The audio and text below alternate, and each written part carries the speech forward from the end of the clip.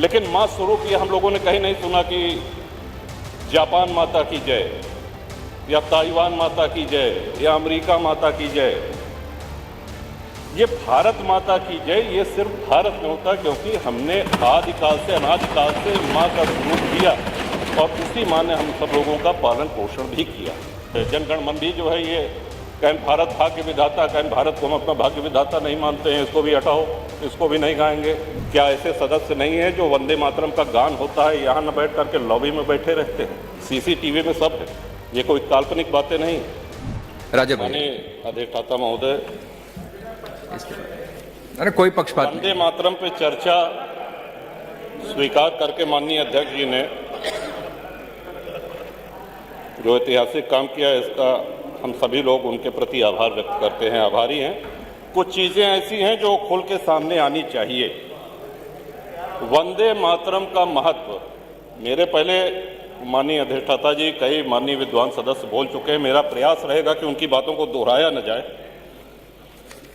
वंदे मातरम किसी एक व्यक्ति के कहने पर, किसी एक व्यक्ति के लिखने पर राष्ट्रगीत नहीं बना। पूरी संविधान सभा ने यह निर्णय लिया कि वंदे मातरम राष्ट्रगीत होगा और जन गण मन ये राष्ट्रगान होगा। और संविधान सभा में कौन कौन से महानुभाव थे ये बताने की आवश्यकता नहीं, वो हमसे बहुत अधिक ज्ञानी, वो हम सब लोगों के आदर्श, एक से एक व्यक्तित्व, एक से एक विभूतियां उस संविधान सभा में थी।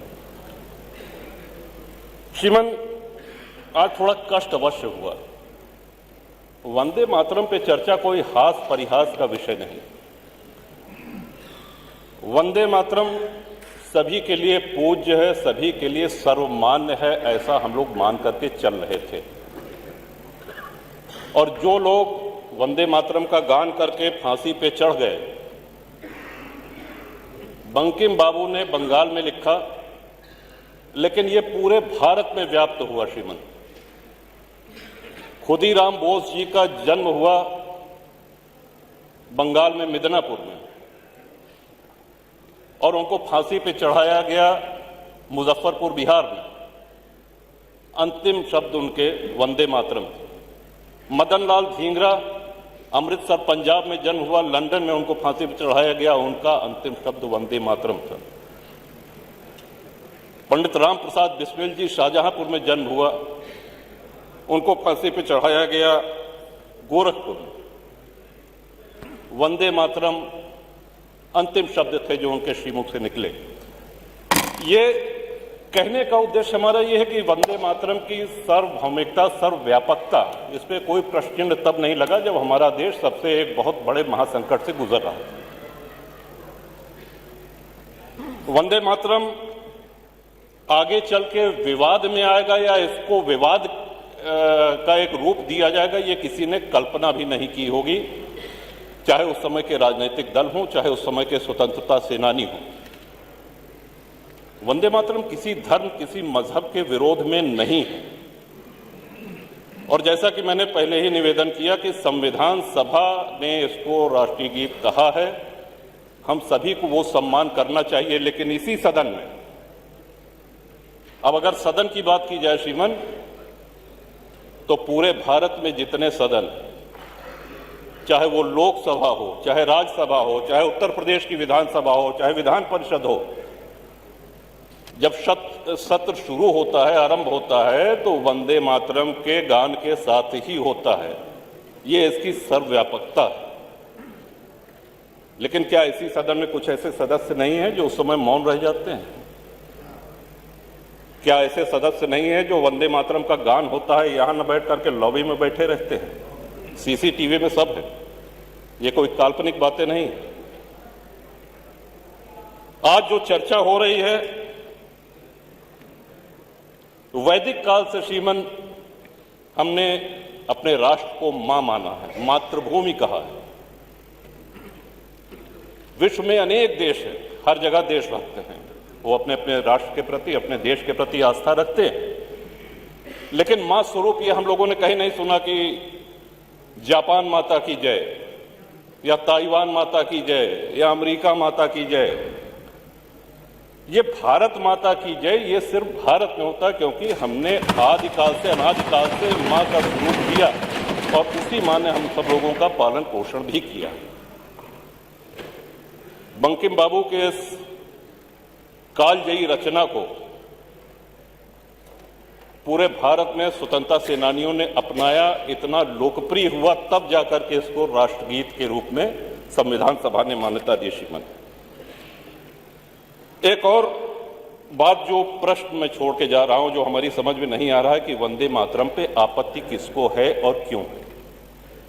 एक और बात कही गई कि साहब दिल से गाना चाहिए, डंडा से नहीं। तो डंडा कोई नहीं चला रहा है और दिल से गाना चाहिए, तो स्वाभाविक सी बात है कि आप अपने राष्ट्रगीत को दिल से नहीं गाएंगे तो क्या करेंगे। लेकिन ये उत्तर प्रदेश की विधानसभा के अंदर जो वार्ता होती है, जो शब्द बोले जाते हैं, जो भाषण होते हैं, ये पूरा प्रदेश ही नहीं पूरा देश देखता है।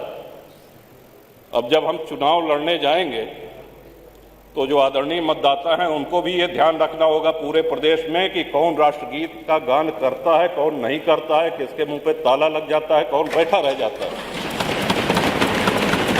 ये सबसे महत्वपूर्ण बात है श्रीमान। आज जो संविधान की दुहाई देते हैं, हम सब लोगों के लिए बहुत पुण्य ग्रंथ है संविधान। संविधान सर्वमान्य दस्तावेज है हमारे राष्ट्र का और उसी संविधान सभा ने इसको राष्ट्रगीत का दर्जा दिया है। मैं आशा करता हूं कि हमारे बाद जो माननीय सदस्य बोलेंगे वो इस विषय को अवश्य इस पे प्रकाश डालेंगे कि वंदे मातरम पे आपत्ति किसको है और वंदे मातरम पे आपत्ति क्यों है। ये दो सीधे सरल सवाल, ये सदन में भी चर्चा होनी चाहिए इस पे और श्रीमान आपके माध्यम से, सदन के माध्यम से पूरे प्रदेश में ये संदेश जाना चाहिए कि राष्ट्रगीत पे किसको। अब कल के दिन कह देंगे कि साहब ये वंदे जो है जनगण मन भी जो है ये कहीं भारत भाग्य विधाता, कहीं भारत को हम अपना भाग्य विधाता नहीं मानते हैं, इसको भी हटाओ, इसको भी नहीं गाएंगे, तब हम लोग क्या करेंगे। तो ये बड़े गूढ़ विषय, ये तब नहीं था जब आजादी की लड़ाई हो रही थी। इन विषयों पर श्रीमान अवश्य आज माननीय सदस्य जो बोलेंगे उस पर बोलें, तभी ये चर्चा सार्थक होगी। आपने हमको समय दिया, बहुत बहुत आभार, धन्यवाद। वंदे मातरम, भारत माता की जय। Subscribe to One India and never miss an update. Download the One India app now.